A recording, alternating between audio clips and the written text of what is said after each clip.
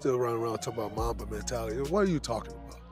Like, no goddamn Mamba mentality. Like, shut up. I hit a shot. Mamba mentality. Shut up. Yeah. Like, no goddamn Mamba mentality. I thought I was the only one that felt that Like, way. give me a break. Oh, Mamba man, shut up. Ain't even a thing for real. That's Hold up. Let's talk about that absolute cap flying around the league. Guys hit one lucky clutch bucket, throw their hands up, and scream, Mamba mentality.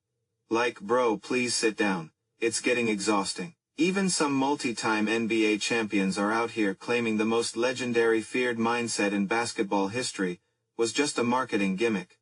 But the wildest part about this whole massive debate, the guy who actually birthed the legend isn't even here to defend his own name. LeBron is a great, great player, and I got him one slip behind Kobe Bryant. If he wins this year, I might put him on the same level, but until he wins another championship, in my opinion, he has not passed Kobe Bryant. When the media tried to bait Charles Barkley into a toxic back and forth with Draymond Green over this, Chuck didn't even blink. Honestly, he didn't have to, because for decades, across every single pre-game show and interview, Barkley has kept it a buck about Kobe Bean Bryant. We're talking about a certified 5-time champion. The man who dropped a casual 81 points in a single game, and gave 20 years of pure blood, sweat, and tears to the Lakers. Chuck respects greatness. These are shots you says, let's make him shoot this. Yeah. Ernie, that's just greatness. There's no other word for it. That all those shots were great defense. Look at how Chuck ranks the absolute pantheon of modern basketball. He explicitly says, LeBron James is an all-time titan, a literal god of the game, but he still places him a tier below Kobe Bryant. Chuck's rule is simple.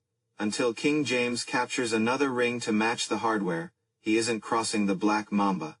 Coming from an old-school legend who hates handing out participation trophies, that tells you everything you need to know about Kobe's real standing. You know, the Mamba mentality simply means trying to be the best version of yourself.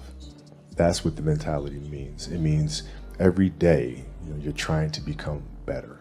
And it's a constant quest. It's an infinite quest. Barkley wasn't just trying to be polite or politically correct for the TV cameras. Just listen to the raw awe in his voice when he breaks down Kobe's film. He calls it completely unreal. Opposing defenses would literally execute perfect game plans, contest every single look, and force him into impossible shots. But Chuck's takeaway: great defense doesn't matter when you're dealing with apex level greatness. You simply cannot stop a player operating at that frequency. On Twitter, and I didn't know what the hell was going on with Twitter, and I just started throwing stuff out there, being my usual sarcastic self, and I threw out Mamba mentality. So here is where the entire basketball world splits into two sides. On one hand, you've got modern players claiming the whole Mamba ethos is just an overhyped slogan, used for social media clout. On the other hand, you have a legendary Hall of Famer, who puts Kobe's actual game above LeBron's. Instead of just debating opinions on a podcast, let's actually look at the blueprint from the architect himself. This is where the talk stops, and the real history begins. Have to be in certain positions. So I read it to understand where they need to be in certain moments of time. So if I need to get away with a foul, that ref back there, the slot official's not going to see this. What did the Mamba mentality actually mean to Kobe? It wasn't about looking tough or creating a viral hashtag. To him, it was a hyper-fixated, infinite quest to become the absolute best version of yourself every single day. It was an endless loop of self-improvement. And check this out. Kobe openly admitted the actual phrase started almost as a sarcastic joke when he first joined Twitter. He was just messing around online. But the reality behind those words, pure iron. Isolation. Growing up over there and being the only. But yet when we come to play the game, that's my chance to get vengeance on them for not accepting me. And that's where it kind of started developing. While people thought it was just a flashy nickname, Kobe was busy treating the game like a literal scientist. The man didn't just study opposing players. He literally memorized the official NBA referee handbook. Why? Because he wanted to know the exact blind spots of every official on the floor. If he needed to sneak in a subtle hold or an extra elbow, he knew exactly which angles the refs couldn't see. That isn't just playing hard, that is absolute tactical warfare. At 13 years old, I had a kill list. I got to hunt them down. That psychological obsession was everywhere. He mastered the complex triangle offense inside out, mapped out every single defensive coverage in the league, and dissected his opponent's tendencies, until he knew their moves better than they did. Every microscopic detail was a weapon.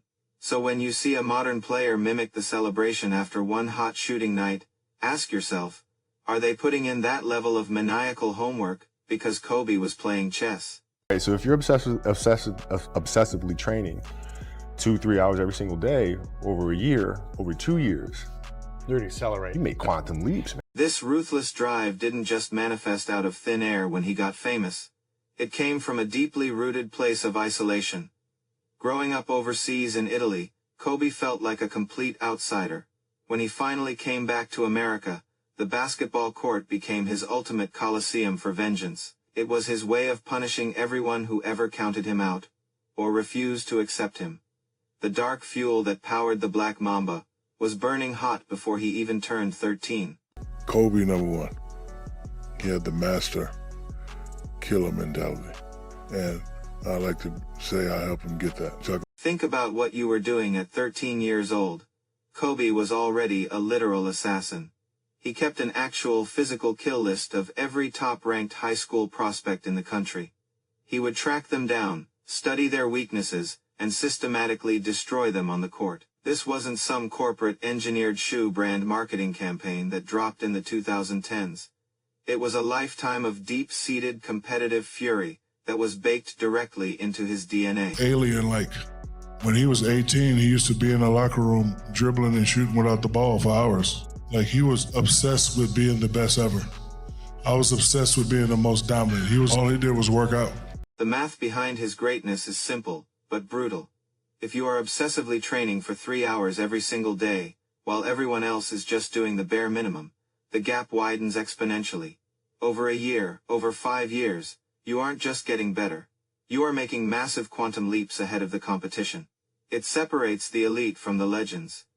It's not about hitting one big shot, it's about treating the grind like a hard, daily science. They could have stayed together. They could have won. I mean, realistically, they could have won close to 10 championships, I believe. You know, I really believe that. People always wondered how Kobe stayed so terrifyingly cold, blooded under the bright lights. To him, taking a game, winning shot in the NBA Finals, felt as natural as breathing. Why? Because he had already taken that exact same shot, hundreds of thousands of times in completely empty gyms. If a player feels crushing anxiety or panic in the clutch, Kobe's answer was simple. It just means you didn't put in enough reps. True confidence can never be faked. It's earned. The night Kobe Bryant wouldn't shoot the basketball against the Suns one year, I went off on him after the game. I said, hey, listen, we all big Kobe Bryant fans, but what he did tonight was just total bullshit. He wouldn't shoot the ball. He was trying to prove. I think he starts texting me after the game, calling me every freaking name in the book.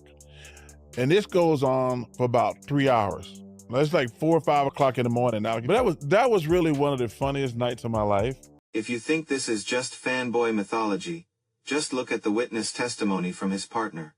In crime, Shaquille O'Neal, Shaq explicitly called Kobe an absolute alien. He recalled an 18-year-old rookie Kobe sitting alone in dark locker rooms, intensely practicing imaginary dribble moves in shadow, shooting without a physical basketball for hours. While Shaq was focused on being the most dominant physical force, Kobe was entirely possessed by being the greatest ever. We saw each other the next year. He said, yo, man, you know what? You were right. And that's the thing I admired about Kobe. He says, Chuck, you was right and I was wrong. I said, yo, man, I love you. You were wrong that night. They formed the most devastating duo in modern basketball history, tearing through the league for a historic 3-peat from 2000 to 2002. So when people try to use Shaq's modern soundbites to discredit the Mamba legacy, they're literally ignoring the exact stories Shaq himself told for decades. You can't rewrite history when the tape shows you firsthand what that rookie was doing when the cameras weren't rolling. The work ethic was undeniably real. Kobe Bryant turned into the reincarnation of MJ. That same shit that I was teaching him in those step backs. He hit that three, yeah. He's hitting it on me. This dude was prepping for this moment 3 years ago. Charles Barkley always maintained that if Shaq and Kobe had just put their massive egos aside, they realistically would have captured close to 10 NBA championships together. But even after the messy breakup, Kobe proved his formula didn't need a safety net. He dragged the Lakers right back to the mountaintop, securing back-to-back rings in 09 and 10 against elite Magic and Celtic squads. He proved his mentality wasn't dependent on anyone else. He was the ultimate tester.